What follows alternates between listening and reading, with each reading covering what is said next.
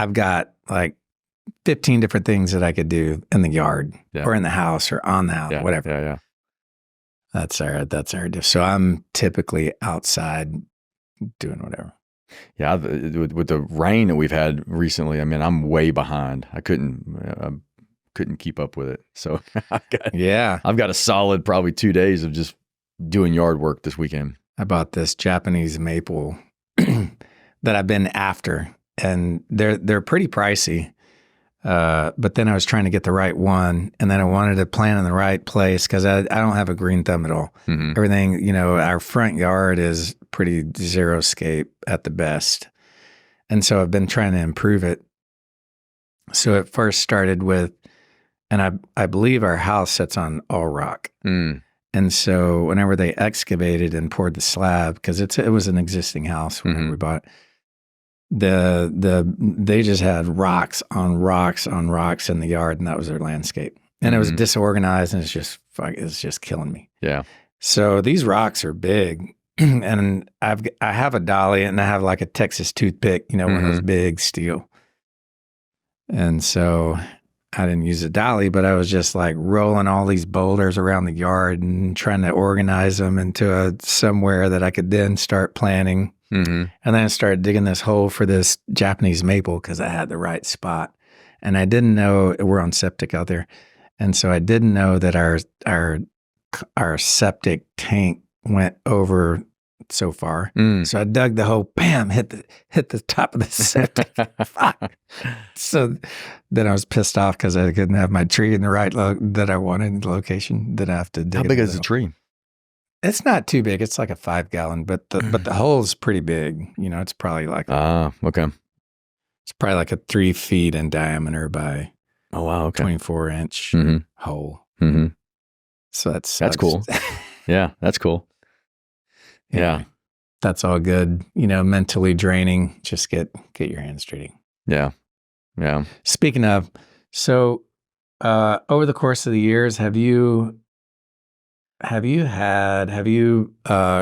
you have, but have you purposefully reached out to an individual for like executive training? I have. What are your thoughts on that? And how long did it take you to find a person that you connected with? Yeah, no, great question. I've done a few different things in the training space, like personal development space. Yeah. And the very first one was a group out of Dallas called Stagen ILP. So it's the Stagen Integral Leadership Program.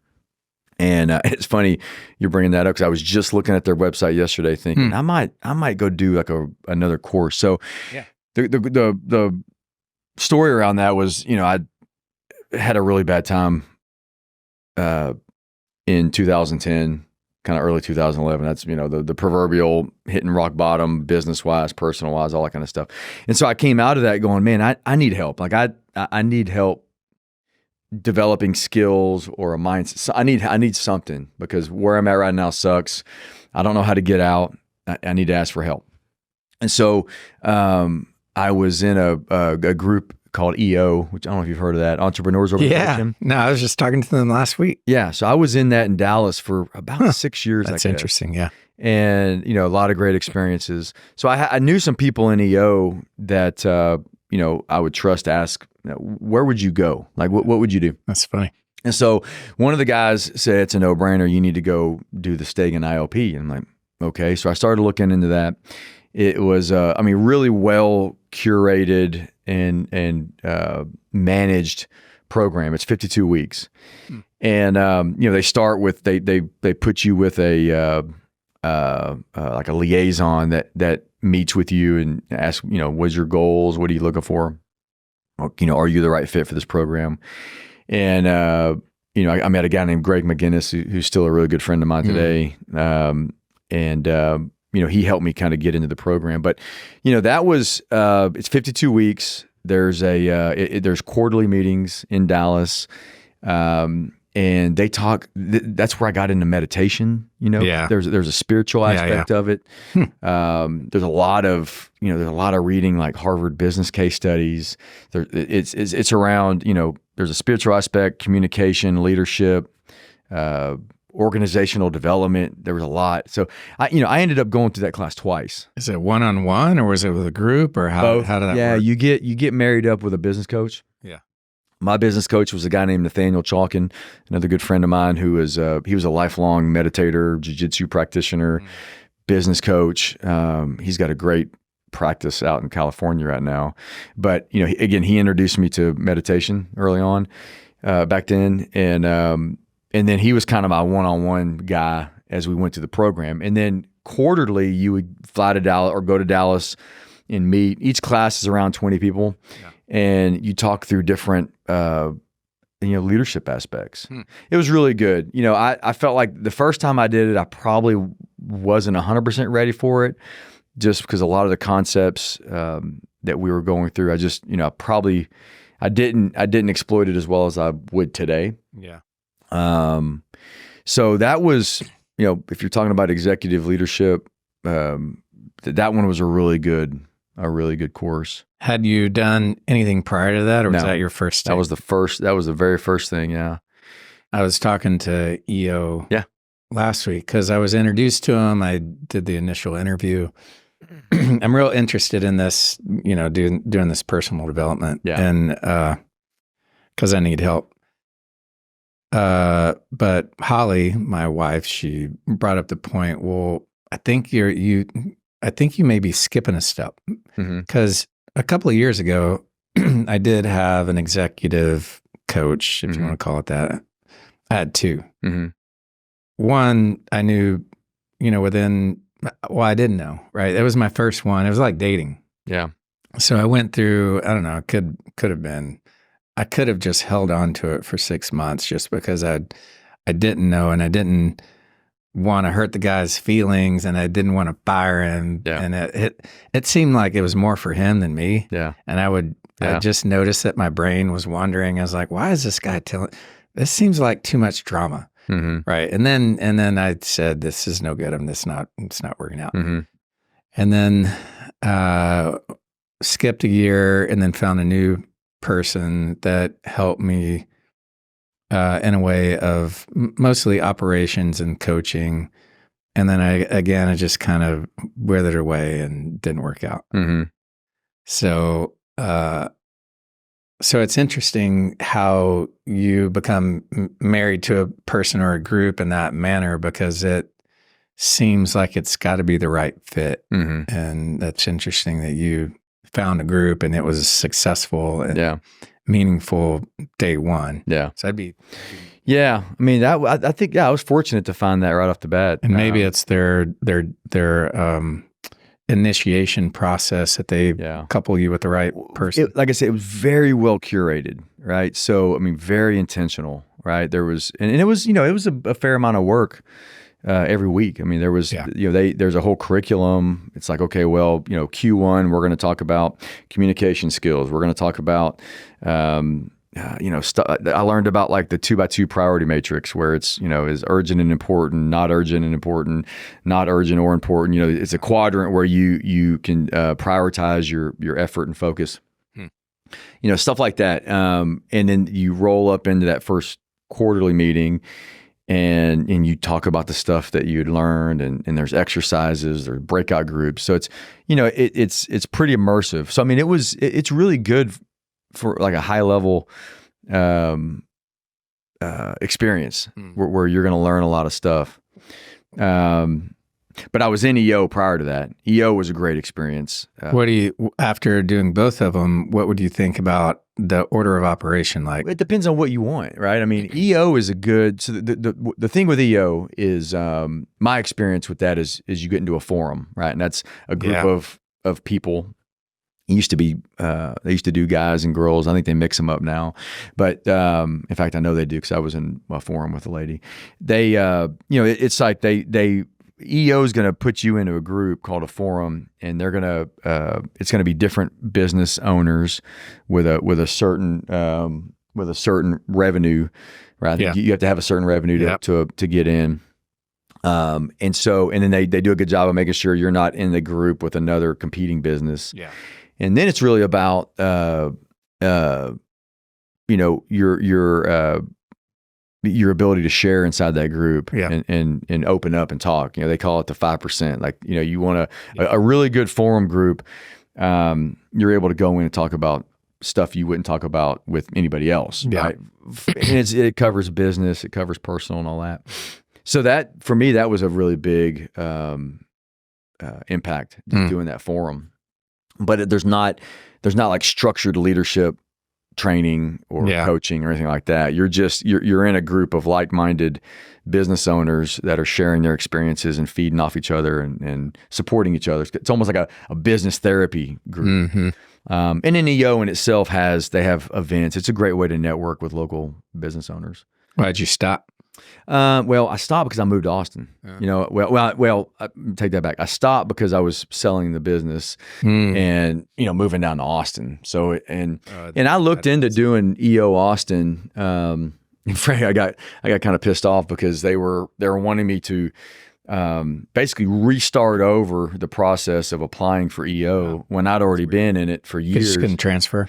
No. And then they were wanting to do, and it's their process, so I don't. Wouldn't want to fault them for it, but maybe it was, my ego is like, well, I'm not going to come apply again for something that I was in for years. Or pay for the initiation fees. And I had several calls with them, and then they wanted me to go sit in front of a group to try to, apply. I'm like, I'm not going to do it. I don't need that. So yeah, I mean, I'm a big believer in personal development. I'm currently looking for something else that I might want to do right now. But I'm trying to decide, how do I spend the time going and just finding mentors that can help me do what I want to do, or do I need to go pay for a program? But I've had over the years I've had a lot of great success with hiring coaches and people. Yeah, I wonder if one of those groups or both of those groups would help you find a mentor that. Like that seems like it would be difficult unless you know someone. So, EO had a program at one time. I used them to get a mentor. This was back in with my first company. But again, they paired me with an older gentleman that owned a trucking company, and it wasn't a good fit. It was generationally we were pretty far apart, which is not necessarily that bad, but we just didn't speak the same language. He had at the time, I think we were probably a $15 million company, and he had a several $100 million trucking company that was big and had these big government contracts. And it just was, we would get together and he'd ask to see my P&L statements, and it was just weird. It's like, you're not really giving me what I need, How'd you cut that off? I called him one day. I said, hey man, it's not working. Yeah. How long did that take? We this was years ago, man. We probably met for 6 months. I would always meet him at the Dallas Country Club, and I always felt out of place. I'm like, what am I doing here, But anyways, it was all, I took value out of all that. Doing it now, knowing what I know, I want to be more strategic and like, okay, how am I going to invest my time and money to get exactly what I want? Yeah, versus like a shotgun approach of like, well, I'm just going to go try all this shit, like I was doing before. But I think that was part of my journey before. Sure, it's like I want to be more like a sniper. It's like I'm going to spend the right money. Yeah, real surgical. But that's I guess why I'm asking too is because I've had a couple of. They're not failed attempts. That's really how you learn. Yeah. Rejection and failure is how you move to the next step, right? Yeah. But at any rate, I don't want to waste my time with someone that I'm going to find out in 3 months. It's just not a good thing. Yeah. I was actually looking at this again too recently, but I had a lady, and I can't remember her name, but she's a cognitive behavioral therapist. Oh, yeah, that's cool. Right. And I was seeing her for, I don't know, maybe a year, maybe not, maybe 10 months back when, towards the end of my journey at Torchy's, because I was looking for specific leadership, kind of executive kind of advantages. And I thought, I'd read about cognitive behavioral therapy. And she was really good, But the biggest value I took out of that relationship is we invited my wife Andrea to one of the sessions. Oh, And it's funny. I've told the story. Like she, it came up in one session because a lot of these programs they get into your personal life, right? It's not just business, because your personal life affects. It's all holistic. It's all interconnected. Mm-hmm. And so, anyways, we were talking. She's like, it might be interesting if Andrea were to come and join one of these sessions. I said, I would love that, but she'll never do it. So I went home and I said, hey, what do you think? She's like, I'm not doing that. I said, okay. And so, why did immediately she say no? Because I don't want to. She's going to be listening to this. She, I don't know that she's skeptical of that kind of stuff. But she's just never been. She's never needed it. Let me put it that way. But I went back to her the next week. I was like, hey, listen. It would really mean a lot to me if you would join the session. All you need to do is sit there and listen. I think it would just help if you could hear how I'm thinking about things, mm-hmm. and it would, and whether you get anything out of it or not, it would help me if you would just sit there and listen. So she agreed to just sit there and listen.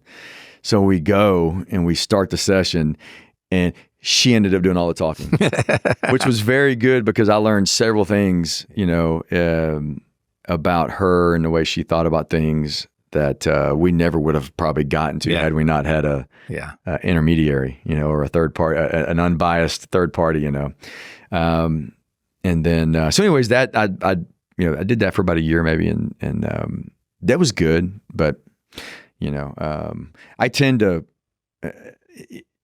I go looking for something and again, hire coaches or whatever to get that one thing. And when I get it, then I'll move on, Who led you on to this pathway? Right. Of like just personal development type stuff? I did. I mean, it was the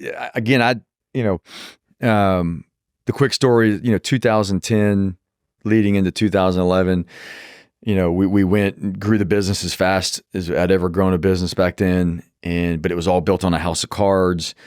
And kind of in mid 2010, there was 3 strikes or 3 punches that kind of caused it all to crumble. Yeah.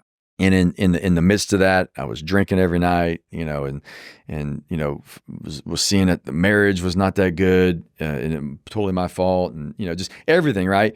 And battled through into mid 2011, and got to a place where okay, we survived all this, right? And didn't go bankrupt, didn't get divorced.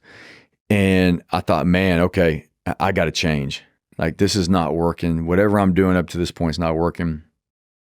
And I remember it really, the epiphany happened in my attorney's office in Dallas. We were wrapping up this lawsuit that we were in, which was kind of the first big blow of that. We had to sue a developer we were working for. And I was sitting in this office, and I was looking out the window, watching the cars go by on the Mixmaster there in Dallas, and I'm like, man, I'm stuck. I don't know what to do. I don't know what to do, and I need help, and I need to go find help. And that was kind of the genesis of it, So then again, I went and, started researching stuff and then asking people that I trusted. And there was a guy in EO named Rick Sapio that was a private equity guy in Dallas that I'd run into several times and had been over to his house for an event. And for whatever reason, I thought, man, he's got his shit together. Yeah. I'm going to go ask him. I'm going to find somebody that looks like they've got all their shit together, and I'm going to go, dude, what did you do? Where do I go? And I ended up having lunch with him, and he's like, yeah, he was a big, he was part of Stagen somehow and had gone through their programs. And he's like, this is a no brainer. You got to call my guy, Greg McGinnis, and go do Stagen. Yeah. End of story. Huh. And I was like, dude, if this guy's saying to go do that, then I need to go try that. Yeah. Yeah.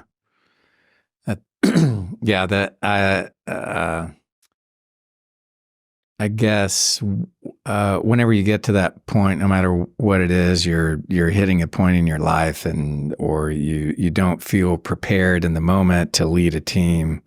There's got to be a point. Yeah. Right. And I unfortunately, I think I've reached it later. I should have done this 10 years ago. Mm-hmm. Right. But for some reason, I don't know, what didn't come to mind. I'm stubborn. I just thought, oh, I've just got to figure it out on my own. Yeah. That's kind of, that's kind of my, I don't know,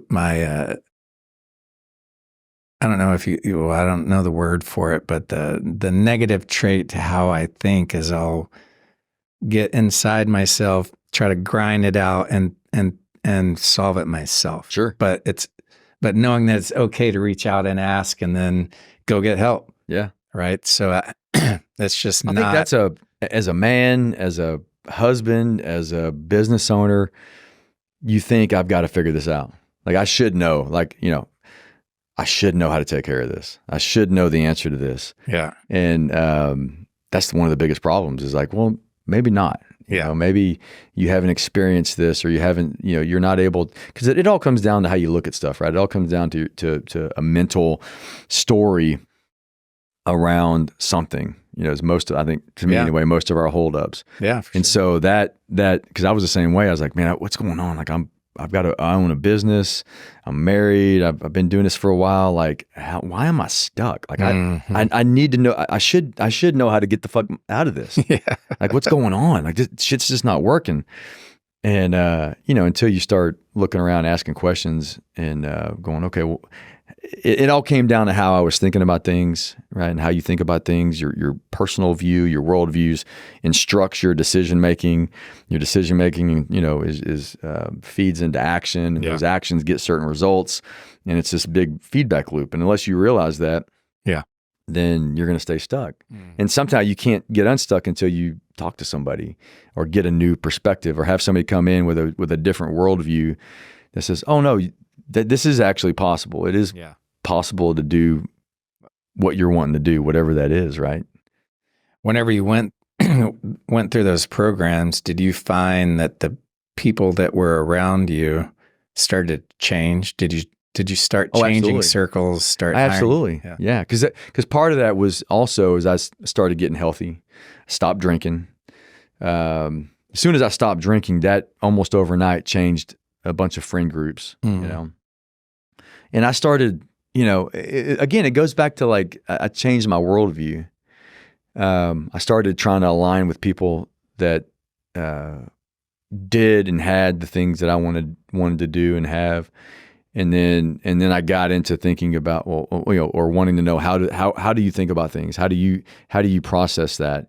Because that again ends up getting you the results that I wanted anyway. Yeah. And so just that whole process, like it started to exclude a whole bunch of people in my life that, just didn't, weren't compatible anymore. Yeah.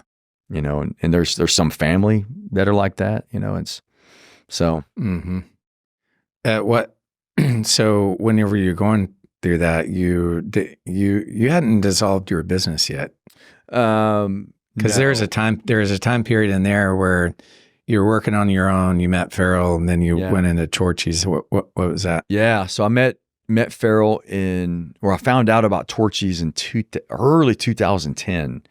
We were working with a concept here in Austin, and they were redoing their brand, and they said, "Hey, there's this other taco shop that's really killing it, man. They're, let's go see what they're doing." Mm-hmm. And it turned out to be Torchy's.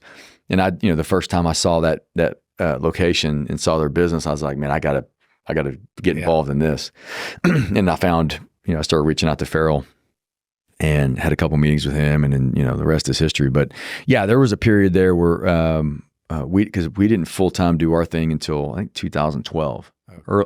Early to mid 2012 is when we were like, okay, we're gonna make this thing official and start working together and transition people over and do that whole deal. So you had already had 2 years of mental shift. Yeah, well, about a year. Yeah.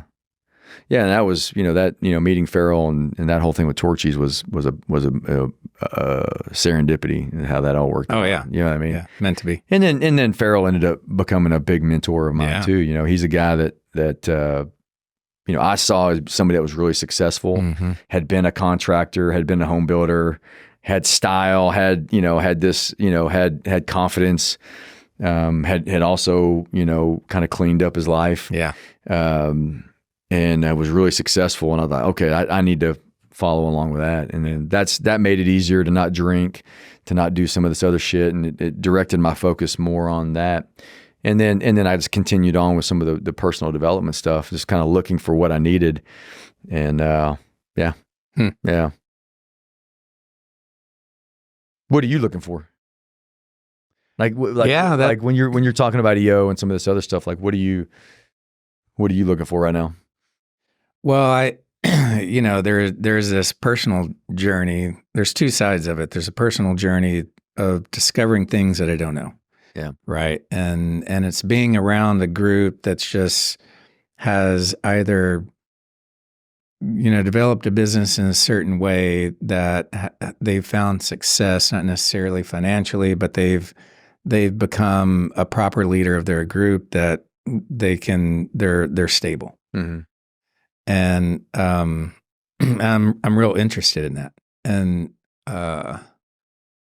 so and plus it's outside of architecture. Mm-hmm. So it all goes back to this this thing that we always talk about is I believe that architecture is just a broken industry in a way. Like we all need it. Mm-hmm. It's not going away.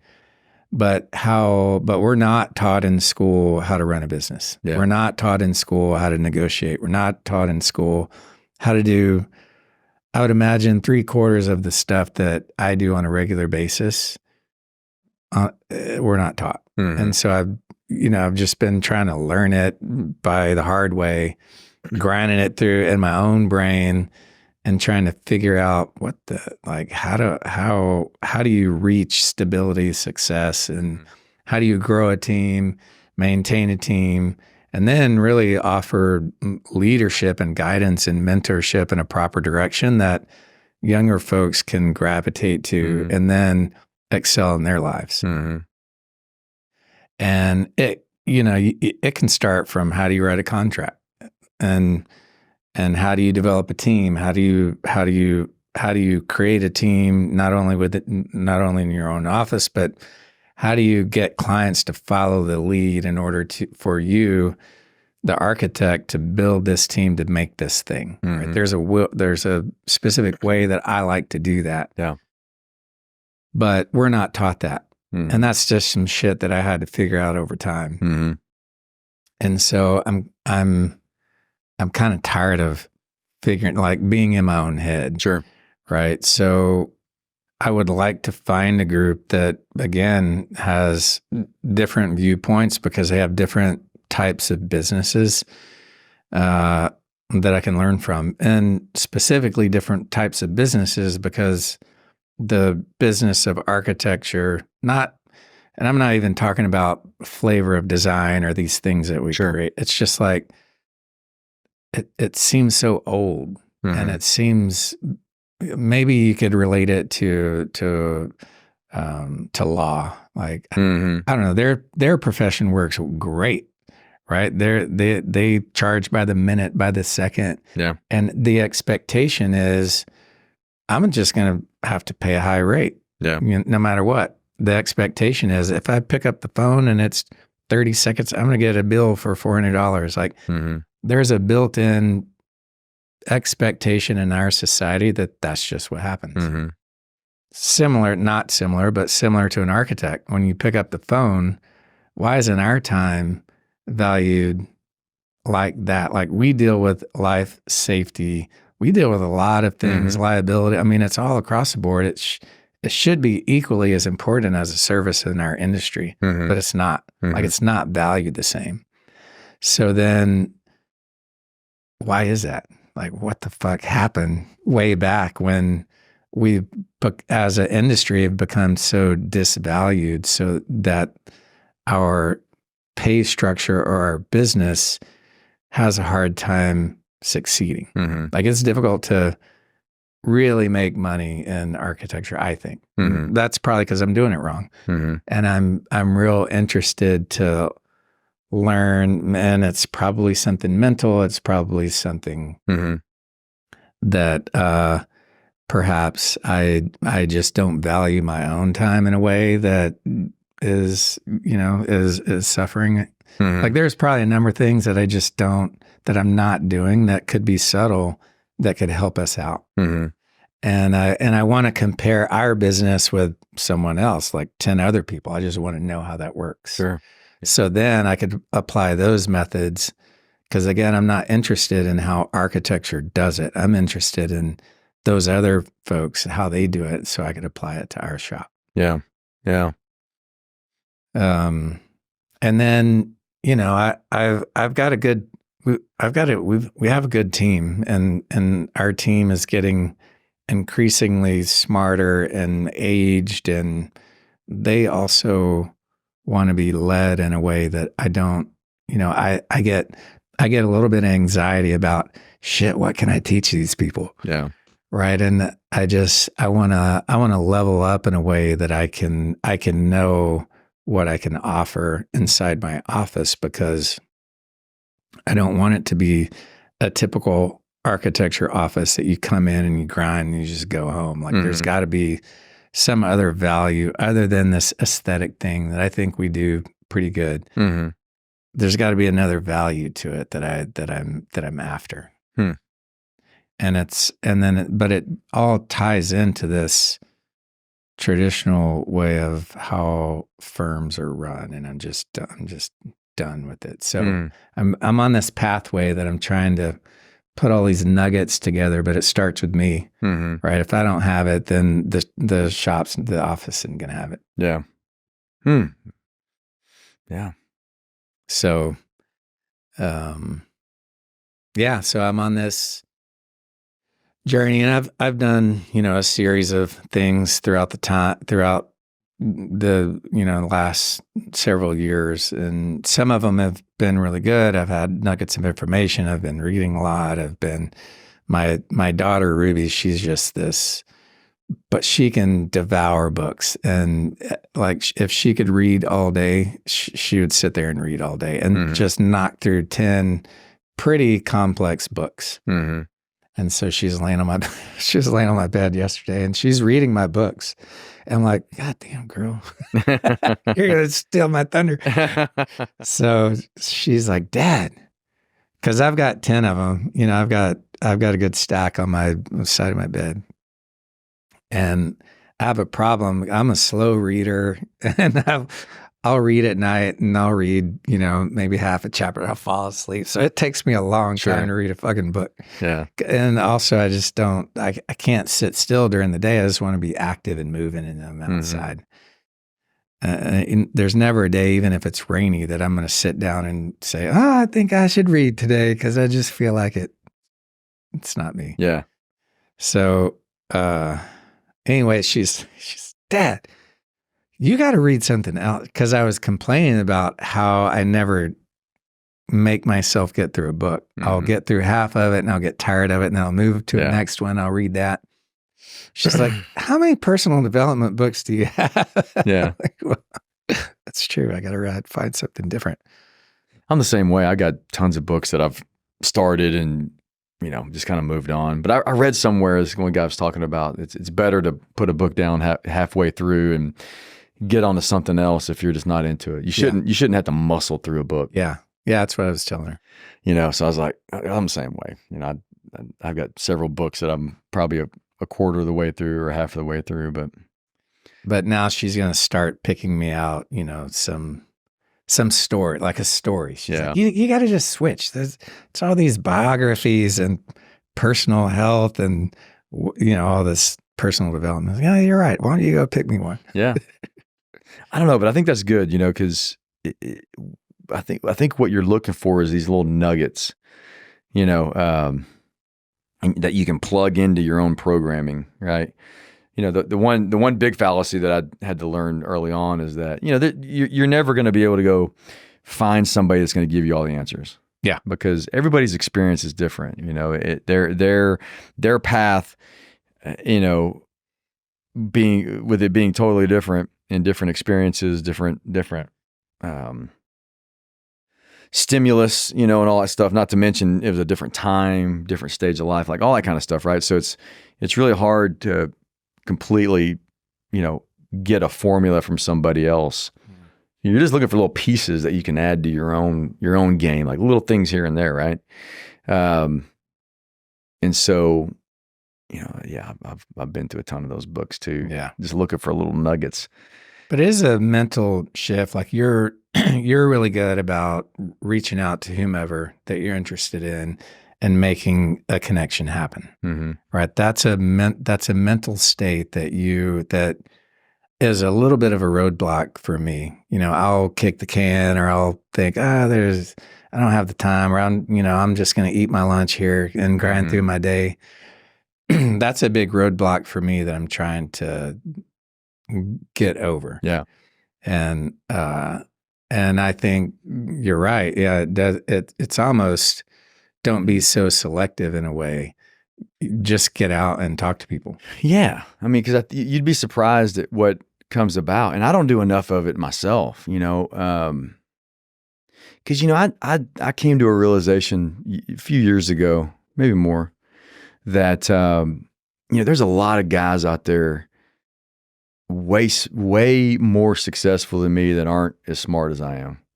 Absolutely. You know what I mean? Yeah. And not that intelligence is an indicator, but a lot of them had bigger balls than I did. Yeah. And they just they made it happen. They networked. They stared into the abyss and they kept going, and they learned and they stumbled over shit, and they just kept going, right? Obviously they tried to keep refining their plan and their program and their path, but it's like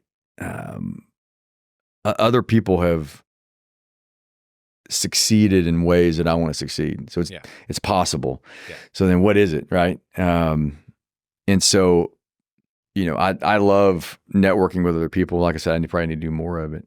But it's getting those. It's trying to. It's trying to develop those relationships. Some of them work out, some don't. I think the quantity and the quality to some extent. But the more you're able to get out there and meet and talk and learn and pull nuggets from it, not only does that give you new tools, but it also, for me anyway, gives me a little bit of inspiration. It's like, oh, this guy fucking did this, and then, okay, well, how did he did it? How did he think about doing that? How did that work out? And then, sometimes that gives you courage to push into something and take more risks. I don't know. Listen, I'm still trying to figure it out. I don't think it's meant to be a final destination. Like that's a journey. Yeah. All through your life. And if you can develop that earlier, which I wish I would have, just that mindset of personal improvement, right? I've always been into health personal improvement, but not necessarily mental personal improvement. Until I met my wife, she's really helped me imagine what the possibilities are and where not negatively understanding where your deficiencies are, but she's like, dude, you gotta just go out there and talk to someone. So that was Where are you at? So you met with EO and you talked? I did, yeah. And I'm at the application process, and it's a time commitment. It's there's a little bit of financial commitment on the upfront, and then the annual whatever. But I think the time commitment is more of the thing. Like I don't want to. I know I need development, and that seemed like a good fit. But I do, Holly, that, kind of stop and pause about, hey, you might need a one-on-one for a couple of months before you jump into EO. Yeah, you would not for EO. EO, again, a lot of it's networking. You're going to be put into a network of other entrepreneurs that own businesses with a range of sizes. At a certain size, and it jumps into YPO, which is a different organization. I think once you get over 50 million with somewhere, I think it's north of 100 employees, then they kind of push you into YPO, Young Presidents Organization. But you know, it's a great way to network with other business owners. Yeah. It's not as strenuous on the personal development side at all. It's you know, they have monthly meetings with different speakers that come in and talk, which is really good. They got different events throughout the year. I mean, we went on, Andrew and I went on several trips. Yeah. I mean, around the country to go, you know, we toured different businesses and, but then the biggest impact most people would say is the forum. They put you into a group, kind of a curated group of other business owners that then you meet once a month to talk about, you know, issues. There's a whole structure with how you come and present on your business and all that. So it's good from a standpoint of like you're feeding off other people that are building their businesses. But the crucial thing would be making sure you get into the right forum. Yeah. Because I was in 2 or 3 that just blew up before I got into one that lasted. Because it's Why did they blow up? Just the mixture of people. Oh. You know, if you get, because what happens is when you put a group of like 10 people together, and I think the forums are anywhere, I don't know what they are now, but back then I think they tried to limit it to 10 or under. You know, you're showing up, everybody's making a commitment. You know, the first few meetings is just real surface level. Hey, my name's Jeremy. I'm married. I got 3 kids and I own this business. You know, it takes time of meeting and developing a bond with somebody before you go in and go, hey guys, I'm getting ready to fucking go bankrupt. Like I need help. Like I need help. Or dude, I just, you know, I've been cheating on my wife. Yeah. Do I tell her? You know, the real, what they call the 5% that's under the surface. Yeah. That you might not even go tell your wife. But it's a spot where you could go and you know, be able to divulge that information. Well, it takes time to get to the point where you trust the group enough to say, I'm going to tell you some shit that I haven't told anybody. And when you get to that point, that's when that group has real meaning. Yeah. But on the way to getting there, you know, if you have this group and people don't show up on, you know, they don't show up on time, they don't show up consistently, you know, all this stuff can happen to where you don't build that bond. Yeah. And then if you don't build the bond, then you're never going to go and really share the way you need to in a group like that, you know? So then typically then it blows up. I've, you know, like I said, I think I was in 3 forums, like within 2 to 3 months of being in them, they just fell apart because the people didn't gel. Was there a moderator? Yeah. And then that moderator said, this isn't really working out. Yeah. Yeah. There's one person, and I think I can't remember if we changed it quarterly, but yeah, you'd have one person that kind of holds everybody accountable. You know, there's fine. If you don't show up on time, there's a fine. You know, you have your forum meeting and you go dinner afterwards. You know, if you don't show up for dinner, you get fined. Yeah, that's right. Stuff. Yeah. And then there would be annual retreats, forum retreats where that group goes somewhere, either out of the country or whatever. And it's all about bonding, right? You're developing this group that can trust each other really well. And again, I was in one at the end that was really good. We probably were together for 3 or 4 years maybe. And, you know, and I developed some really good friendships out of that. You know, the funny thing I joke about now is those are all young guys building a business. Yeah. And they were hustling and everything. And I'm the only person out of that group of 8 that I think is still married. They all got divorced. Yeah. You know, because it was a good group to be in, to be hustling and building back then. But that's all those guys gave a shit about. Yeah. And they sacrificed everything for that, you know? And in some respects, that's what got me into trouble because, you know, we were all competing on like revenue. Like, you know, we had this guy, I won't name his name because, man, he really fucking fell off the deep end. But he was really successful. And he was a young guy and had several different businesses. And I mean, he was just globetrotting, you know, and his whole thing fell apart. But, you know, it was interesting. Again, even with that, though, there was a lot of good feedback from a business standpoint, you know, of listening to him and what he was dealing with and the stuff he was trying to figure out. He just, you know, unfortunately didn't give a shit about his personal life. Yeah.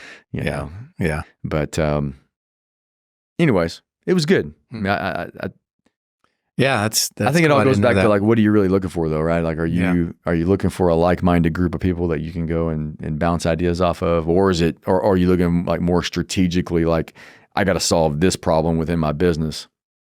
And if it's more of the surgical thing, of like, hey, this is a leadership thing. Because again, from a leadership aspect, I don't know that you're going to get a lot out of EO unless you are fortunate enough to be put into a group with some other people that are really good leaders. So but if it's more of a surgical thing, then there's probably a better options for it. Yeah. Yeah. I also know it seems like more of a surgical thing is what I'm after. I'm after both worlds, but look into Stegen. I'll send you a link. But it's it's a year-long commitment. Yeah. It's not cheap, but again, I was looking at it yesterday going, man, I might go do this again. Now being older, having a lot more life experience. Cause I did it in 2000, I did it in 2011, into 2010 to 2011. And, having some life experience behind me now, I think I would definitely benefit from it more. But again, I don't know if it's going to give me exactly what I'm looking for now. So. Yeah, I know myself too. Both of them seem really appealing, but I could never do both because I value my home. I just want to go home. Like sure. Like I don't want to be out too much and circulating a whole lot. And I don't know. Why not? I want What does that mean? I want to be with my family and my kids. Why can't you do both? What do you mean? Well, you mean you can't budget the time in the evening? Maybe I can. I'm just assuming, but I know for myself. Question that. Yeah, that's true. I'll have to figure out the schedule of both of them, and maybe it will work. Yeah. But if I'm out 3 nights a week, then EO is not. EO would be one night a month. Oh, okay, yeah. For the forum, yeah, and then they have monthly events. Then maybe So that the EO is definitely not that big of a time commitment. If you did something like Stegen, there's preparation for classes and calls and all that kind of stuff. That's more like I would say it's like getting a 1-year MBA. Stegen. Yeah, but it's got so it is business related. It's leadership development. Yeah, absolutely. Go check it out. It's I think if you can go on their website and look at the curriculum and everything, but yeah, it's more of an intensive like leadership, and then they unpack that into personal development, communication, a lot of different areas. That sounds really and there's a lot of reading, there's a lot of interactive things. It's pretty serious. I mean, it's but yeah, I'd like to read more about that. Yeah, but you're right. I could do both. Right, if that's my journey, then I could do both. It all comes down to like, what do you really want? That's my thing. I'll tell you, I was telling my wife the other day, like the biggest, and this not to sound arrogant, but you get to the point where there is a formula in life, right? To get things, to achieve, right? And it's like knowing where you want to go, knowing where you're starting from, and then what do you really need to do every single day to get there? And it's like, it's really just like, what do you want to sacrifice? Right. And I'm like you, I'm like, man, I definitely I need time that I need to spend with my family. I've got time I need to spend more time on my health. I got time, we only have 24 hours in the day. Yeah. So how do you allocate time to each one of those? And if you're going to chase down something, then that means there's a whole list of other shit you can't chase down. It's like, what do you really want? Because you figure, you can have within reason most of what you really want. Yeah. But you got to dedicate the time to it. So like, and when you figure out that you can actually have it, it's like, well, shit, what do I really want? Yeah, that's right. What do I really want? Well, figuring out what you do want that's the hardest part. The battle. I think that's the hardest part. I mean, we go into business probably thinking a number of things, but not necessarily what we want. We apply methods that we think are right because the next person will do it, or we see other companies and we try to emulate that thing. Yeah. But we don't. Yeah, because you think maybe that's what you want, but you haven't really done the real hard work to decide, do I really want that? Yeah. If I wanted $100 million construction company in the next 5 years, I could do that. Yeah. I could do it. But I'm, I got a pretty good idea of what that would take. Yeah. You know what I mean? I've got a buddy he's a legit billionaire, and I was fortunate enough to kind of see behind the scenes and learn about him. And obviously there's luck and there's opportunity and there's circumstances that happen. But I see his formula. And I don't want that. I don't want to do that, what he's doing, because it's a 20-hour a day, he's on his private jet every other day, flying around, he's got a wife and family at home, and that suffers. You know what I mean? Mm-hmm. It's like, I don't want that. Yeah. I know what that looks like, and I understand the pieces you could put in place to have that, but I don't want that. Sure. But what do I want? Okay, well, I do want some level of success. I want the business to keep growing, but I don't want to be one dimensional either. And there's other things I want to do. Mm-hmm. So it's that figuring out that balance. Yeah. I was like, man, I want a 6-pack of abs, or I know what that looks like because I've done that before. Mm-hmm. And I don't want to sacrifice for that right now, because the utility value of that doesn't mean anything. Like the end result of that doesn't mean anything to me right now. But I need to get back into a better, more consistent routine. My diet's really good right now, but I'm not training every day like I need to, But it's always a give and take, right? So Absolutely. you had a focus, you gave up one thing, maybe that slid a little bit. Now you're realizing, that slid a little bit too much, so I'm going to jump back on this thing. Yeah. But it's that mental awareness that will allow you to rebalance. Yeah. I'm looking at, how do you get better with marketing? We went really deep into like now content creation, but now what do you do with that, right? And how do you deploy that in a way? How do you message that in a way that's gonna get results that you want, right? It's not just, it's kind of like we talked about with this podcast. How are you surgical? How are you surgical with it, right? And so I've got a guy that I've done a bunch of personal development stuff with. His name's Garrett J. White. And I did one of his programs back in 2015, I think. And what's interesting about Garrett is he's got a thing called Warrior.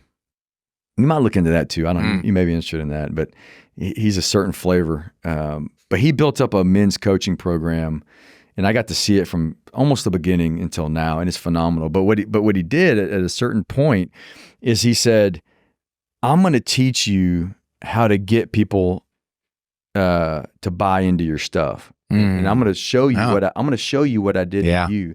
Like, you showed up to this event, and I'm going to show you the whole system behind how I got you to show up to my event. So he was teaching me how to market. Yeah. And and he's very upfront about, I'm very good at getting people to pay me a lot of money to come train. But the only thing about him that's different, and my wife listens to me talk about him or watch his shit, and she's always, oh my God, here we go again. but he's a guy that practices what he preaches. Yeah. Like he has done exactly what he said he was going to do. And there's substance behind it. But at the same time, he's like, look, here's how I got you to spend all this money with me. Yeah. And I'm going to teach you how to do it so that you can go and implement that in your business. So long story short, he's got a thing called strategic seduction. It's this whole methodology of how you move somebody it's a sales process and all that. And it's how do you change their mindset to understanding they need help with something, and you might be able to provide that to them. And how do you move them along the path of that, agreeing that they need your service. Yeah. And so I'm thinking about, I'm probably going to go spend some money with him again to learn, just to really get into that process, to say, hey, look, here's how we can craft our message and it's not about, selling to everybody. It's about finding the right people Sure. that would benefit from what you got. So you're a good fit, right? So it's an automated way to attract the right people that would be right for your business. And so that's something I need some surgical help with right now, because we've got a machine together now to be able to capture the content, create all this stuff, but how do we deploy that in the right way to attract the right people that would be good for us business-wise? So I'm looking at investing in just that. You know what I mean? That is pretty, because how you sell yourself is a key, right? Yeah. We're entrepreneurs because we have learned how to sell what we do in a way that some others can't, no matter what it is. And part of my journey also is how we sell ourselves, how we write contracts, and how do we add fees to the number of things that we do. Right now, contracts and architecture say, here's 5 phases that we work in. Lump sum, all total fee. But that's really not how we work and what we do. There's a litany of a la carte items that we could theoretically break down and have a fee in. And then when you get to the bottom of it, it could be more, it could be less, it could be whatever. But how we describe what we do in any given project is actually more than what we write on paper. Yeah. And Jed Duhan, he's a new principal in our office. He was telling me how they would do that in his other office, and it seemed real intriguing. So there's a selling factor, there's a data factor, and there's like this avenue of how traditionally contracts are broken down in architecture. But then there's this new thing that knowing how you sell yourself, how do you get people to spend money on you without really knowing? Well, how do you get them to agree that they need to spend that money with you to get what they want? Right. How do you marry up? Because again, this is what and I'm going to butcher this, but that strategic seduction kind of sequences, you got to show somebody that there's a better way out there. Like, people, like for contractors, that most people have a negative connotation with contractors, and they, this guy's whatever. I'm going to have a bad experience with a contractor. So, what we want to do is say, okay, well, there is another world out there where, you can have a great relationship and a great experience with a contractor. Now, you're over here with this mindset that it's going to be tough, and, they're going to charge too much, or it's going to, you're going to get surprised with all this bullshit. But there is another world that, you could end up at the end of the project, shaking hands, high-fiving, like really being proud of what happened. Still going to be hard, still going to be a journey, but but how do we bridge those two gaps, right? How do I get this potential client to change his worldview of like, well, if we hire Citadel, then we could probably, we may be able to get this other outcome. And how do you move them along the steps? And so maybe it's the same thing. It's like, how do we, how do you get somebody to understand that, hey, there's a lot more value in this relationship that I'm gonna have to pay for it, but it's justified. It's a okay investment. That's right. And then you get in the other part of the marketing with him is, and what it's very counterintuitive to most people's marketing, I think, but he's proven that it works, is you focus on the negative. Like you focus on how it's fucked up. And it's like, this is fucked up. But there is the opportunity. We might be able to take you to the promised land. I don't know, but let's, you focus in on the pain aspect of it, the pain somebody's feeling. Oh, that's a selling factor. But you're like, I don't know, this sucks.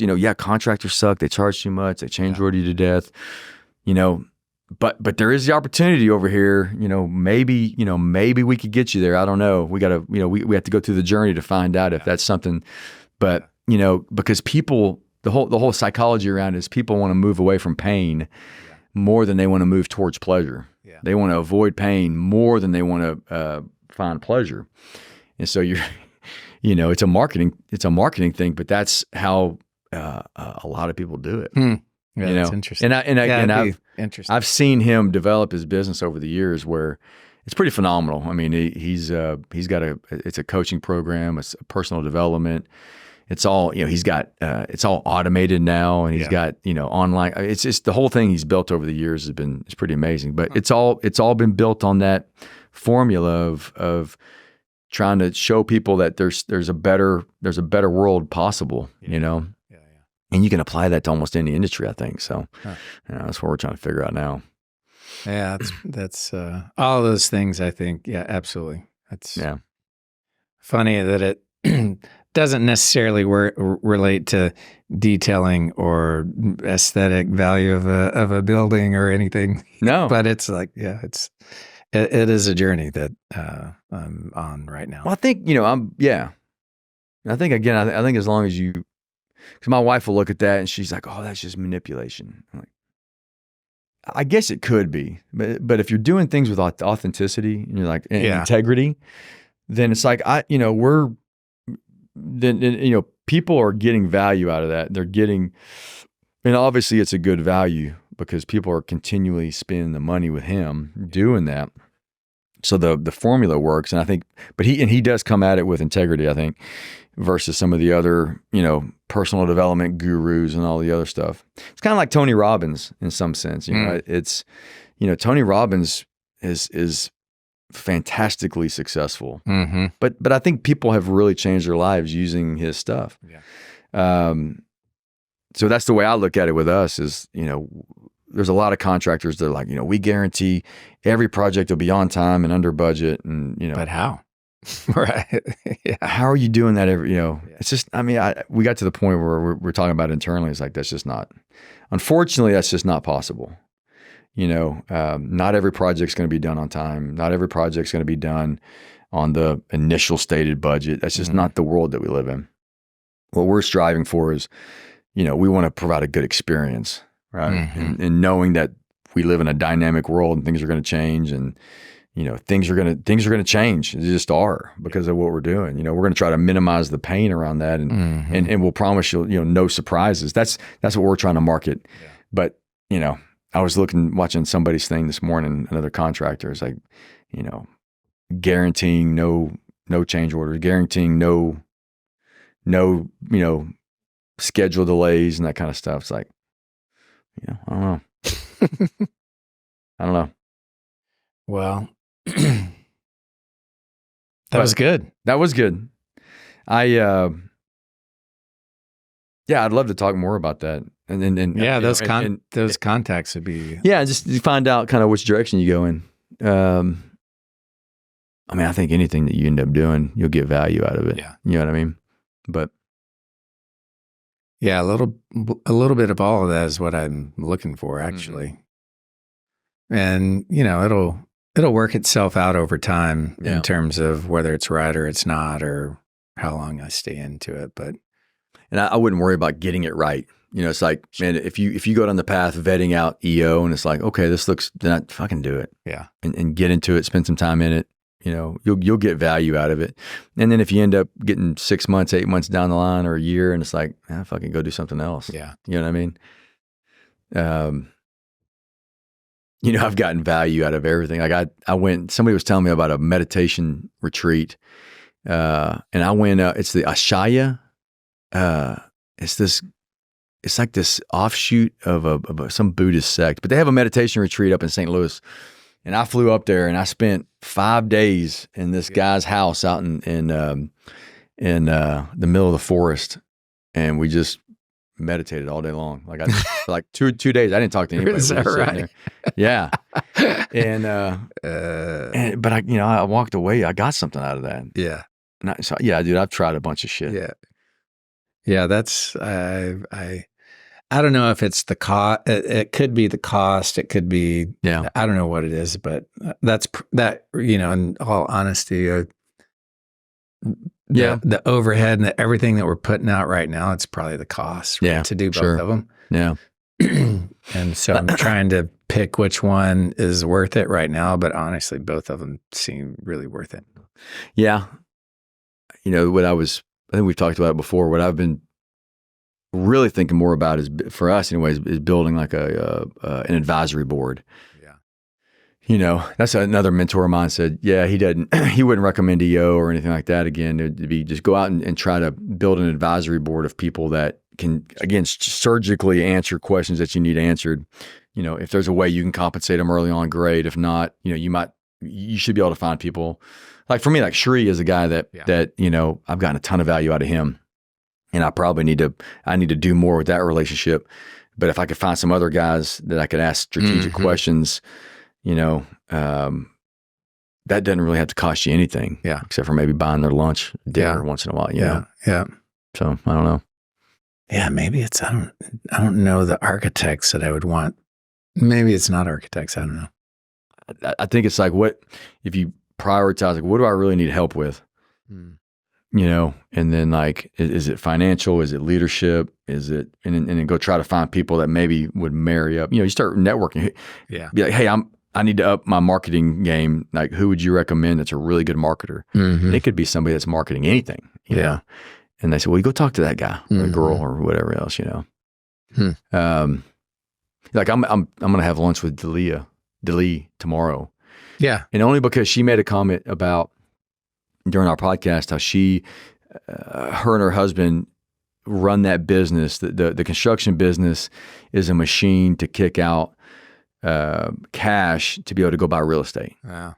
Yeah. It's like, I want to know what that looks like. What does that look like, you know, at a granular level? Like you know, you finish a project, you clean up the financials, you made money on that project.